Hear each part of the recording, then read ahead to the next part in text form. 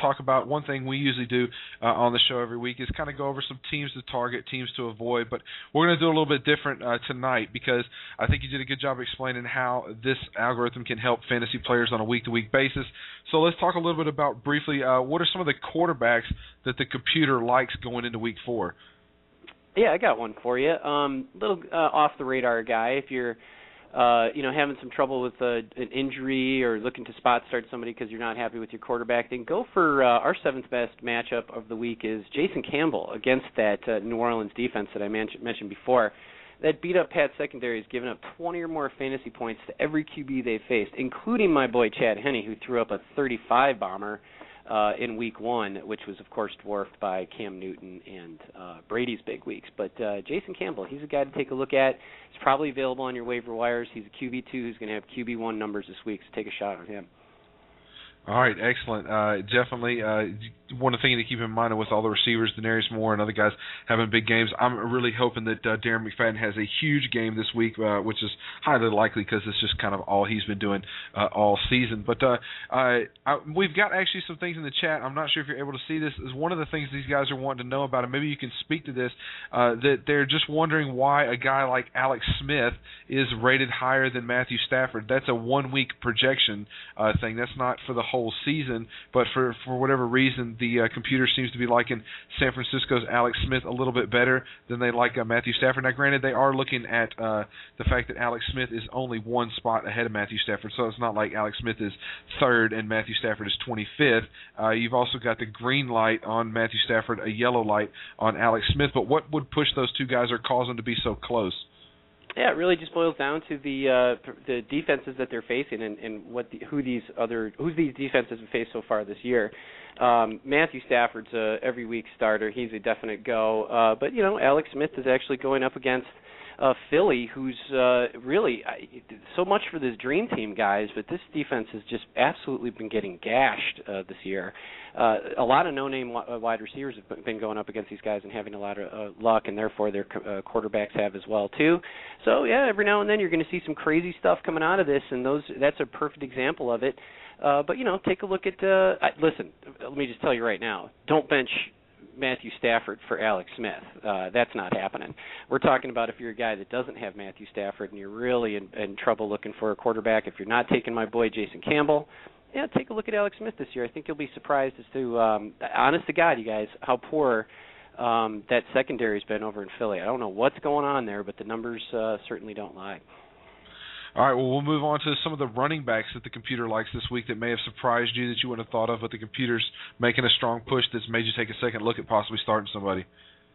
Well, I'll tell you what, just to show you that the computer can spit out something, but you also have to kind of to watch, some of the news and take this stuff into account just to kind of put a little organic element into this. There's a guy, running back out there who's injured, or at least he says he's injured, and if he does play, he might actually be able to get out of a pretty wicked slump, and that actually is the same defense that we just talked about, and that's Frank Gore against Philly. A lot of people took Frank Gore as their number 2 back, and I'm one of them. I've got him in a couple of leagues, and frankly, I've been pretty disappointed with our boy Gore. But Philly, again, they are actually the number 1 easiest defense against fantasy running backs so far after 3 weeks, which is insane, thinking of all the talent and quite frankly, the payroll that they've got over there. They've given up 10 or more fantasy points to the 34th, 36th, 37th, and 35th ranked running backs so far this season. It's just unbelievable. So a guy like Gore, who actually, unfortunately, is down in those low ranks on running backs, should be able to get back on track. So if he does, he might also be somebody who you might want to think about trying to package in a trade, too, because his value might not get higher after a performance like that. Yeah, sell high, sell high. I'm actually hoping that Gore sits this week so I can start Kendall Hunter in the NFL Mirror League that we're doing. But we'll move on from that. Same thing. Same matchup. Kendall Hunter is going to be a real sleeper if Gore sits. Yeah, absolutely, for sure. And I made sure that in the Mirror League where you're talking about only having to start one running back per week, I made sure to just get everyone on the back my guys up. Handcuffs increasing importance a lot in a league like that. But I was also wanting to get a couple wide receivers for us that are looking before we get a few guys that the computer's telling you to possibly stay away from. Who are a couple of receivers they like this week? Giving us a little preview, I guess, before it goes up on the website. Yeah, you bet. Wide receivers, we're going to post that over the next couple of days. But a guy who's kind of a deep one, if you're sort of looking for a flex guy and you're trolling through waivers right now, take a look at Mike Thomas with Jacksonville versus New Orleans. They're actually the 8th easiest matchup for fantasy wide receivers. They've given up 10 or more fantasy points to 6 different receivers. Half of those ranked 70th or lower for wide receiver production so far this year. So the bottom line is, you don't have to be that good. Your quarterback doesn't even have to be that good, and you can still put up some points against that secondary, particularly Patrick Robinson, who's in their secondary there, and he's just been getting picked on like crazy, and that's one of the matchups that is probably going to roll to Thomas in certain sets. So Thomas is 32nd ranked in wide receiver production, which if you look at all the math here, he's good for 10-plus points this week. So if you're looking for a sort of a desperate play out of the waivers, take a look at an underproducing Mike Thomas to kind of bounce back this week. All right, well, we'll get on to a few guys, and we'll let you go here. We wanted to know the system and I'm all into systems. I love to put up numbers. Sometimes it takes the guesswork out of it and the gut feelings out of it. Other times, though, I like to trust my gut. I've really been spending a lot of time this offseason gathering up data because one thing I like to do, in addition to play fantasy, is actually bet on NFL games. So I've been trying really hard to find systems and trends and things that sometimes take the guesswork and the gut feeling out of it. Actually, we stumbled upon a very, very interesting trend that last week suggested there were 5 games that we should really pay attention to. It gave us 3 favorites to stay away from and 2 dogs to jump on. The system went 5-0. Which was very impressive. So it's definitely worth the while to sometimes put the numbers into it and let the computer take your gut feelings out of it, or a lot of times too your perception of things that may not necessarily be reality. You can't argue with numbers when teams are putting up really big ones or teams are I think it's really important to do like what you're talking about as far as the fact that, let's look at who they're doing it against. I remember last year Tom Brady was projected to have a really hard schedule, and he did have a really hard schedule, but he's still Tom Brady, and he performed really elite even versus a tough schedule. So I'm always interested to hear what the computer says. So who are some of the guys, we'll start with the quarterbacks again, that the computer may be saying, maybe think twice before you stick this guy in your lineups this week? Well, here's a good example. If you're not really following stuff, or maybe if you're, still kind of paying attention to, carryover rankings from last year, you might be looking at Big Ben Roethlisberger this weekend against Houston. That's always something that looks kind of attractive. And he's a conventional 6th-ranked quarterback on most sites for this weekend. But we're actually going so far as to saying that he might be considered for a sit if you have a better option. I'm not saying like Alex Smith or anything like that. But if he's your only guy, you got to go with him. But if you've got a better option, definitely go with him. He's going against Houston, who's actually the 12th toughest defense against fantasy quarterbacks. They faced the second-ranked, second and ninth-ranked quarterbacks so far. So their other rankings and conventional sites might be a little bit skewed.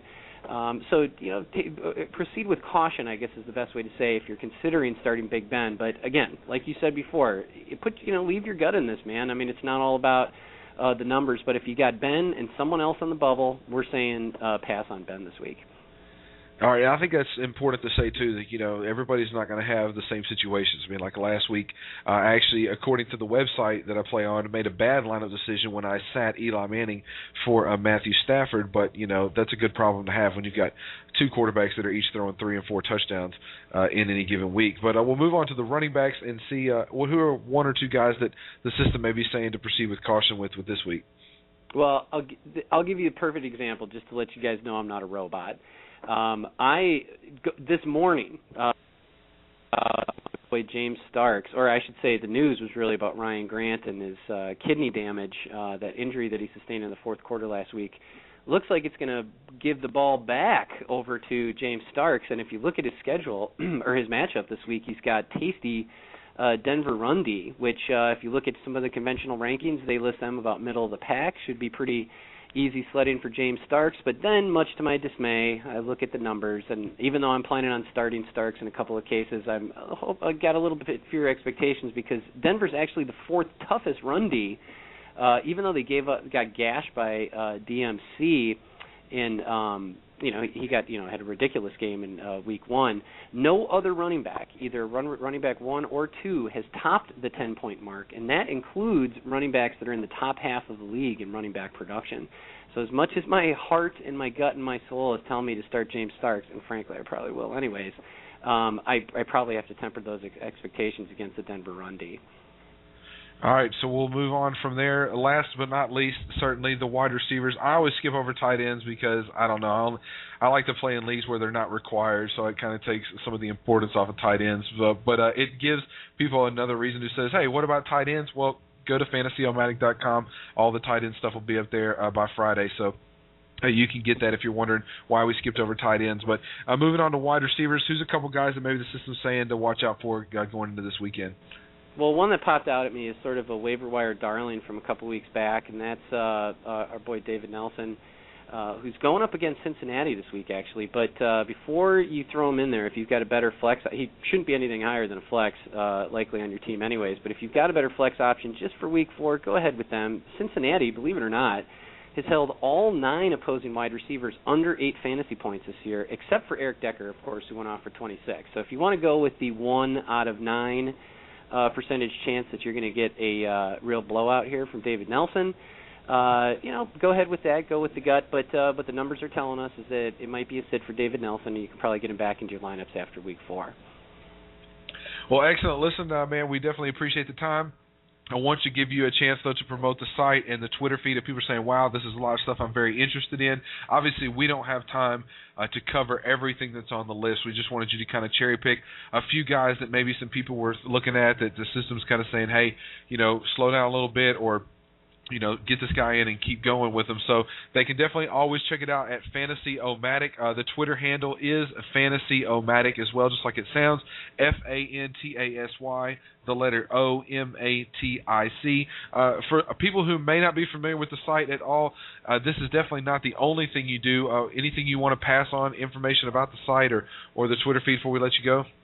Yeah, actually got a ton of rankings coming out this week and every week, but I'm also going to be doing an article this week on the site where I evaluate how pass-catching tight ends can really challenge cover 2 defenses and highlight who some of those tight ends and who some of those defenses are. So we don't just stick to the rankings.